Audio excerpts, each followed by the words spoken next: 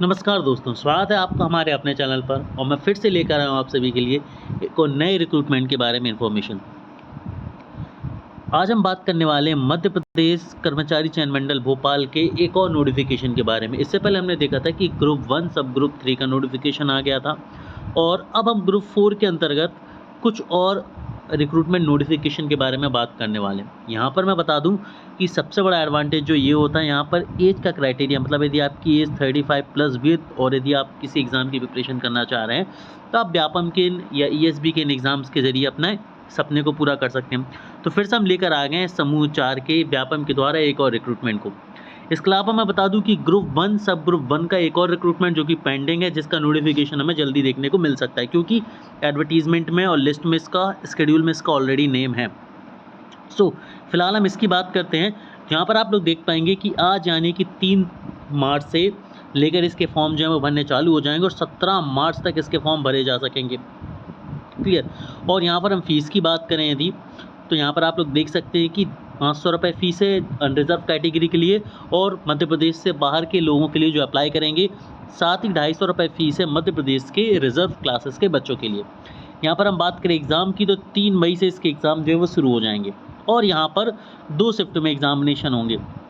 अब जब मैंने ग्रुप 1 का नोटिफिकेशन बताया था, तब बच्चों को एक डाउट था कि सर आपने जो ग्रुप 1 पहली पाली और दूसरी पाली यानी कि 2 शिफ्ट बताई हैं, तो क्या 2 पेपर होने हैं? तो मैं आपको बता दूं कि ये 1 डे एग्ज़ाम है, एक ही पेपर होगा।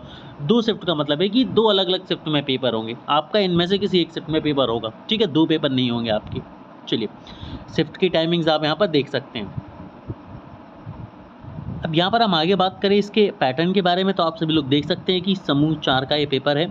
इसके तहत आपको सहायक ग्रेड 3 स्टेनोटाइपिस्ट, सी ग्रेड लेखापाल और डेटा एंट्री ऑपरेटर और समकक्ष पदों की बहुत सारी वैकेंसी जो है हमें यहाँ पर देखने को मिलने वाली है। ठीक है, यहाँ पर ये तृतीय श्रेणी की पोस्ट है। आगे हम बात करें तो यहाँ पर केवल और केवल एक पेपर होगा जो कि 100 नंबर का होगा और उसमें आने क्या वाले हैं, उसमें सामान्य ज्ञान, सामान्य हिंदी, सामान्य अंग्रेजी, सामान्य गणित, सामान्य कंप्यूटर एवं सामान्य अभिरुचि आपको देखने मिलने वाली है। यहाँ पर आप देखेंगे 6 सेक्शन हैं और 100 क्वेश्चन लगभग यहाँ पर आपको आने वाले इन 6 टॉपिक से मिलकर। तो पेपर का जो लेवल होता है वो बहुत ज़्यादा टफ नहीं होता है, ईजीली फाइट किया जा सकता है और लगभग यहाँ पर 35,000 से 40,000 के आसपास की सैलरी वाली वैकेंसीज आपके लिए जो है वो अवेलेबल रहती हैं। चलिए आगे बढ़ते और आगे की कहानी को समझने की कोशिश करते हैं कि इसमें क्या क्या पोस्ट हैं, किस किस डिपार्टमेंट में है और किस तरह की वो पोस्ट हैं। तो दोस्तों यदि हम डिटेल में पोस्ट की बात करें तो उससे पहले मैं आपको बता दूं कि यहाँ पर जो अनरिजर्व कैटेगरी, यदि आप अनरिजर्व कैटेगरी से आते हैं तो आपकी उम्र 35 साल तक आप फॉर्म यहाँ पर भर पाएंगे। जी हाँ दोस्तों, यदि आप अनरिजर्व कैटेगरी से आते हैं तो 35 साल तक आप यहाँ पर फॉर्म ईजीली भर पाएंगे। ठीक है, तो अब यहाँ पर आप बात कर लेते हैं कि पोस्ट कहाँ आपको देखने को मिलेगी। तो देखिए यहाँ पर आपको स्टेनोग्राफर की, सहायक ग्रेड 3 की स्टेनोग्राफर, कोडिंग क्लर्क, रिसेप्शनिस्ट कम क्लर्क। क्लियर। इसके अलावा और भी कई सारी वैकेंसीज यहाँ पर हमें देखने को मिलने वाली हैं। ठीक है, एक तो ये अलग अलग डिपार्टमेंट में, अलग अलग ऑफिस में, अलग अलग डिपार्टमेंट में सेम पोस्ट है, मल्टीपल।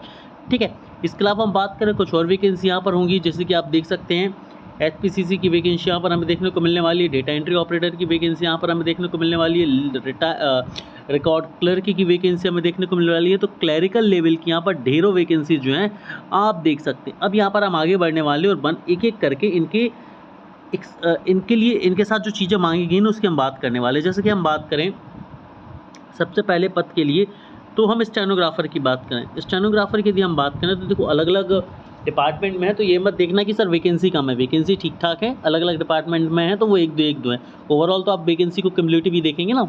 चलिए यहाँ पर आप देखेंगे कि इसका जो पेमेंट है 28,700 से शुरू हो रहा, तो 28,700 बेसिक पे है दोस्तों।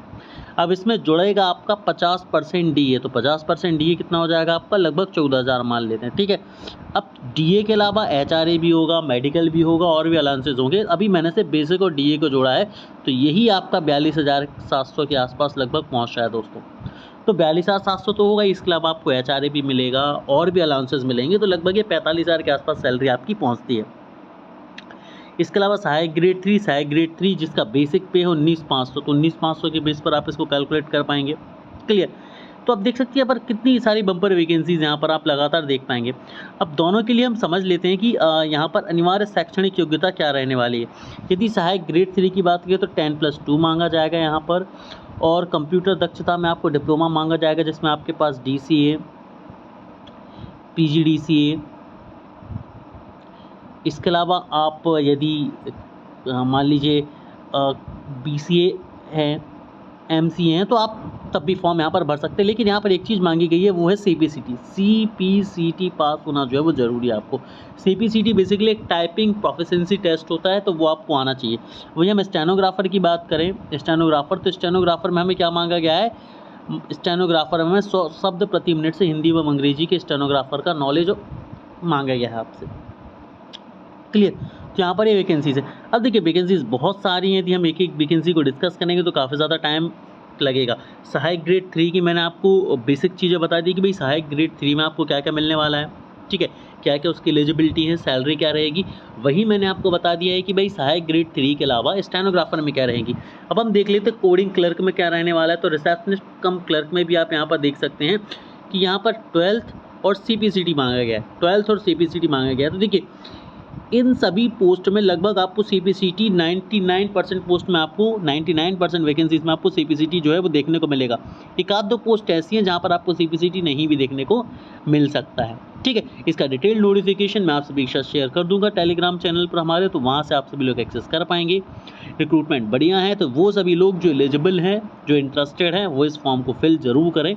और हमारे चैनल पर इसके लिए completely free of cost course भी रन किया जा रहा है, तो उसको ज्वाइन भी करें सभी लोग। Thank you everyone.